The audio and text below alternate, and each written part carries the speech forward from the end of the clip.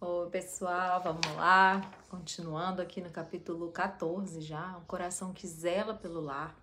E dessa vez ela fala muito sobre o versículo: atende ao bom andamento da casa e não come o pão da preguiça. Eu acho bem importante, assim, antes da gente falar um pouco sobre isso, lembrar um pouco dos primeiros capítulos, né? Quando ela fala da importância da vida de oração, da consagração, da paz, né? De você estar em espírito fazendo tudo o que você faz, né? Porque, pelo menos comigo, isso acontece, né? Às vezes eu começo a ver muito tudo isso que eu preciso fazer, que eu tenho que fazer, e eu quero fazer tudo bem feito, e eu começo a ficar muito overwhelmed, né? Eu começo a ficar muito estressada e saio completamente do foco, né?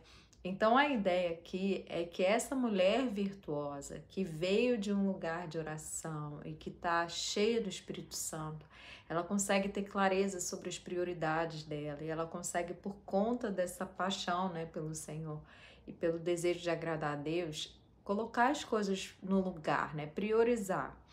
E dentro de todas essas coisas tem a tarefa da casa, né, que às vezes fica muito enfadonho, né? Parece uma coisa sem sentido, mas é importante, né? É o que ela fala aqui, que ela demorou um pouco para entender que não era só uma questão moral da mulher virtuosa, cheia de valores, mas de uma mulher que realmente bota a mão na massa e trabalha duro, né? E não descansa, não come o pão da preguiça.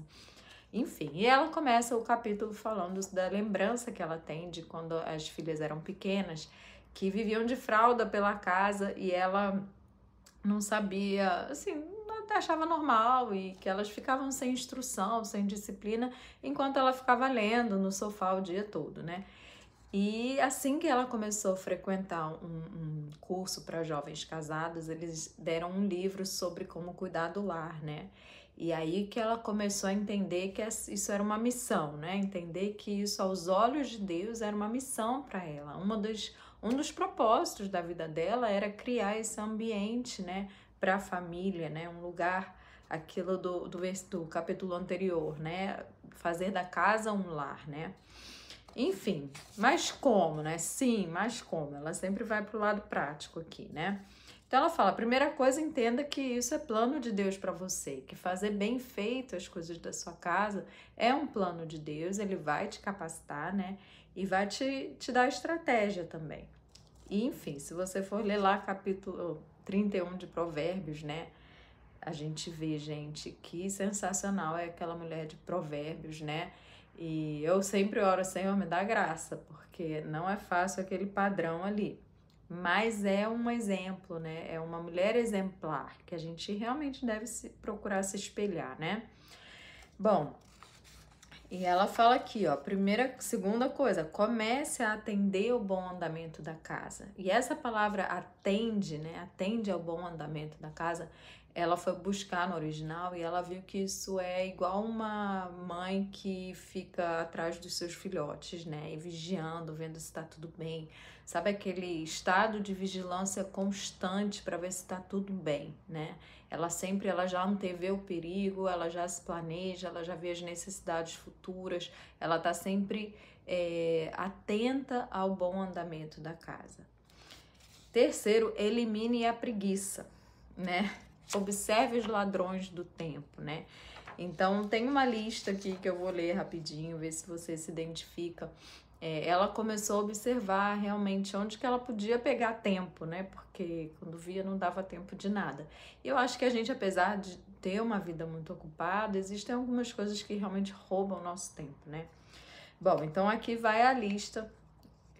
Primeira coisa, procrastinação, delongas, adiamentos, agenda e planejamentos pessoais inadequados, interrupções por pessoas que não têm um compromisso naquela hora e aí você tira tudo que você planejou para fazer para atender, às vezes nem é urgente, nem é importante, então assim, discernir essas coisas. E ela abre um parênteses que se forem os seus filhos, atenda, né? Falha no delegar tarefas, mau uso do telefone, leitura de correspondência inútil, falta de preocupação com a boa administração do tempo e falta de definição de prioridades. Gente, existem tantas coisas que podem fazer a gente perambular literalmente pelo dia e se perder em muitas coisas, né?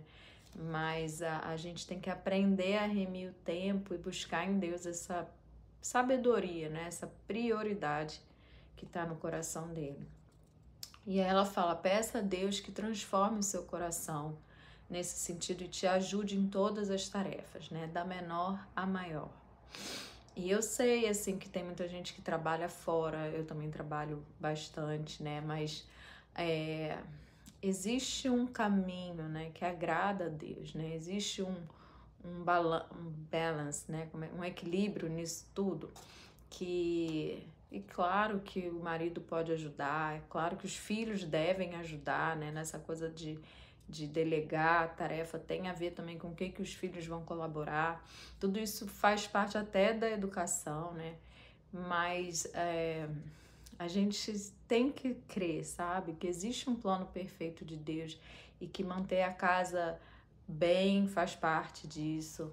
Não é fácil, eu digo de carteirinha, mas é um esforço que eu acho que toda mulher que ama a Deus tem que entender que sim, essa transformação chega num nível prático e que se expressa, né? Muita coisa que a gente faz. Enfim, e ela dá aqui sugestões do guia de estudo, eu já botei tudo nesse mesmo vídeo, porque o capítulo é bem pequenininho, e fala aqui, leia Provérbios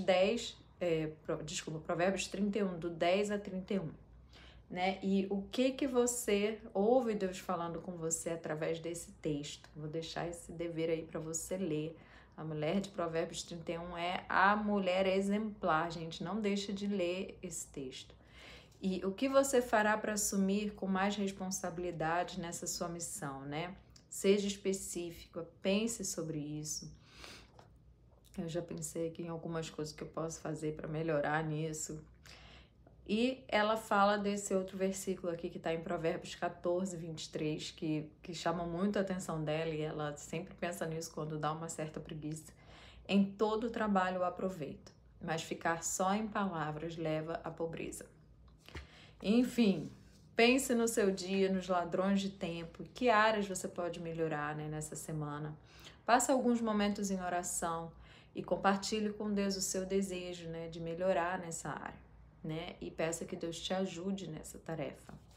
Eu vejo, assim, o que eu sinto, sinceramente, é que muitas vezes a gente sabe de tudo isso, a gente quer fazer tudo isso, né, mas para mim o maior desafio aí, eu falando pessoalmente, é não me perder na presença de Deus, né? Então, essa mulher que faz tudo isso, ela precisa ser aquela que estava ali no momento da oração, né? Então, a gente tem que trazer essa presença de Deus, né? Em tudo que a gente faz. Tem um livro que é maravilhoso que fala Praticando a Presença de Deus, é o nome do livro, né? Bem antigo, né? De um monge que ele no final descobriu que ele sentia mais a presença de Deus enquanto ele fazia as atividades ali de lavar louça, que ele era ali o encarregado da cozinha, do que na hora da oração, que ele só tinha que orar. E o livro é maravilhoso, porque ele relata dia a dia como aquelas atividades, né, domésticas ali, de rotina, levavam ele a um lugar de profunda consciência da presença de Deus, né? Então, eu acho que esse livro trata muito disso, né? Da gente elevar ao nível espiritual todas as tarefas que a gente faz, né? E como não dá para fazer tudo, gente, olha, isso não tem nada a ver com você ser muito perfeito em tudo, não é isso. É em você não deixar de fazer o que é importante e o principal é não deixar o seu coração se afastar de Deus, né? Deus, ele não espera assim a performance, ele não espera a nossa perfeição. O Senhor, ele espera um coração dedicado, né? Um coração que busca Ele em todos os momentos, enquanto faz as coisas. É que sabe aquela conversa muito boa, né? Com o Espírito Santo enquanto a gente faz, né? Orar pela casa enquanto tá fazendo a faxina. Quantas vezes eu tive grandes momentos, assim, de intimidade com Deus, fazendo coisas do dia a dia, né? Então é muito mais sobre a gente elevar a esse nível tudo que a gente faz do que achar que eu tenho que fazer como se Deus está me cobrando. Não é isso, né? Não entre por esse caminho, que isso é um laço, isso só traz estresse, então não é disso que se trata, né? Então eu oro mesmo para que cada uma de nós assim possa ter essa revelação de como é bom, de que Deus é bom, né? E que os nossos dias podem ser muito bons no meio de tarefas muito simples, né? Que a gente possa encontrar Deus nas mínimas coisas. Amém? Deus abençoe.